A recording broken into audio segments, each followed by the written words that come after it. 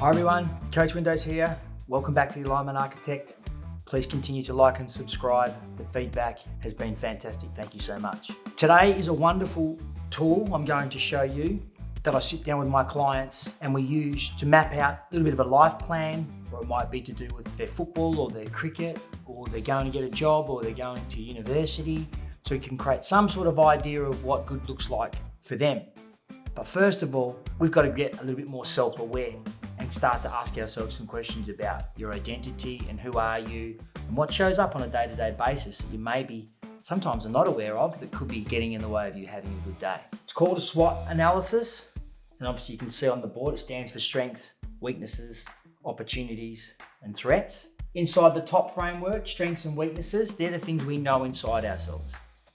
They're true to us. We sort of can write those down, hopefully quite quickly, of what we think those things are. Opportunities and threats, they're coming from the outside. How can we use the outside world? How can we get more opportunities? What's coming in that could threaten me and derail me from my vision and my dreams? One of the previous videos I made was around the image framework and my 5 pillars that I use every single day, every minute of every single day, for my own brain and heart, soul, to ask myself the questions about how I'm going against my SWOT analysis. So I'm clear on what I'm doing and where I'm going, and it's a much better tool to help me make some decisions. So if I'm using this framework and asking myself questions around those 5 key pillars, around my image, how I'm showing up in the world, that helps me then fill in some of the boxes and some of the words that help me create my plan. So let's dive into what it looks like for me and how this plays out in the session. So if I go into my strengths, I have a really positive outlook on life. If I look down there, which one of those is that? I'm more mindful. I'm really determined in my life. I've got lots of great energy. I wake up in the morning feeling like I'm doing the work I want to be doing with the people I love the way that I love. And I make really good decisions now. I use my instinct a lot more than I used to. Ask my gut, how does it feel deep in here? My mindset, I'm more determined. Oh, this will never work. I'm going for it. This is exciting. This is what I want to be doing in my life. A positive outlook. Just my instinct tells me it's a better way to live. Rather than sit back and be a little bit depressed and upset, why not be out there in the world and having a positive impact on people? Weaknesses. I've given some of the ones in here that I find they do relate to me, but more some of the things I hear from a lot of the people that I work with. Making rash decisions, not using their instinct. Doing what they think's the right thing to do because it'll please somebody. Gut was telling them don't do it and they did it, and then unfortunately that doesn't end well. Overthinking. Having a mindset that says, yeah, this is going to work, and then it fails, rather than, oh, well, I could learn from that. Having a growth mindset rather than a fixed mindset. Burnout. Putting all your eggs into one basket and thinking, yeah, this is what I'm going to be doing. I'm so excited. And then boom, it doesn't happen. You get so told, this is terrible. And everyone around you, you've told everyone, oh, this is what I want to do. And then all of a sudden, deep down, you don't want to do it anymore.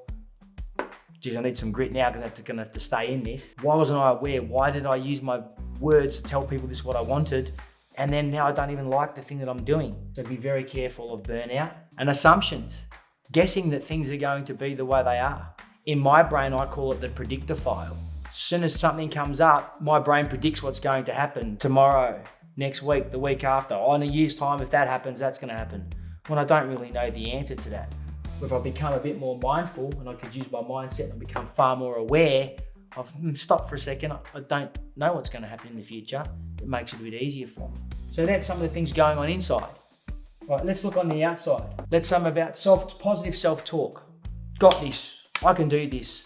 I'm focused. I've got a plan. I'm clear on what I'm doing. I'm feeling excited.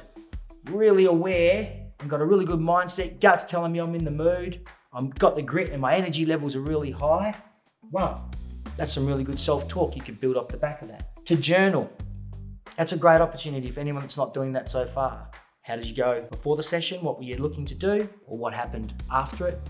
To write that stuff down and start to work out what happened inside this plan. It's a great place to have your goals written down. And then as you're looking at your goals and what they are and how did you go against those goals, you can start to really see this model will help you shape where you're currently at. A mentor. That's what I do. A lot of people out there are trying to figure this out themselves. They're wandering aimlessly through life when if they would journal and start talking about it with someone who understands what's going on in this field, you can quickly transform yourself from weaknesses to strengths. Because sometimes the weaknesses you've got, you start to suffer a little bit in life and this is not going well. They can then be turned into a strength because you don't do them anymore and you become so aware of something that was getting in the way and stop it. Wow, if that came through journaling or through mentoring, imagine how that would feel when you broke through a barrier and were able to shift something into your strengths. Very, very powerful moments that happen. Questions. You could ask the people around you to talk about what do you think your weaknesses are? What do they think your strengths are? Your mum, your dad, your sister, your brother, your nana, your pop. They've known you for a long time. And they'll probably know some of the blind spots that you've got that you're not aware of in your life and how people perceive you that you've never really thought about before. But be careful who you ask because some of the feedback you get might not be what you want to hear, or show a bit of grit there and be ready to go, I'm ready to hear what these people have to say. I remember one of the things my mum said to me about playing footy was people used to say I used to read the ball really well. And that stuck in. Wow, I'd never really thought about that. But when I thought about that was something that I felt I was good at and helped me play the game at an improved level than other people, but that was just a natural ability I had that I'd never really thought about. So that was a great time I asked the question and got a good answer. All right, threats. Negative influences in our life. Who are we hanging around with? How much PlayStation we playing? What are we eating? All those types of things. What are the things that are getting in the way of having a good day? Panic.